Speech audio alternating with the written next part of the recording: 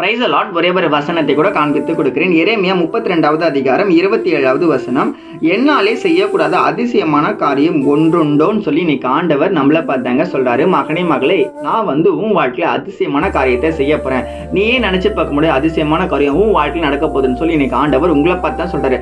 நிச்சயமா நடக்கும். என்ன அதிசயம் அப்படின்னு பாத்தீங்கன்னா, நீங்க ஒரு அற்புதத்துக்காக, ஒரு அதிசயத்துக்காக, ஒரு படிப்பு, ஒரு வேலை, ஒரு தொழில், திருமண காரியம், குழந்தை பிறக்கணும், அதுக்கப்புறம் உங்க வீடு கட்ட வேண்டிய காரியம், கடன் பிரச்சனை, மனித வாழ்க்கையில உங்களுக்கு தேவையான சில காரியங்களை பத்திலாம் கிடைக்காமலே இருக்கு பாத்தீங்களா? அதுல நீங்க அதிசயத்தை பார்க்க போறீங்க, அற்புதத்தை பார்க்க போறீங்க. நீங்க விசுவாசமா இருந்தீங்கன்னா அது இன்னைக்கே நடக்கும்னு சொல்லி இன்னைக்கு ஆண்டவர் நம்மள பார்த்தாங்க சொல்றாரு.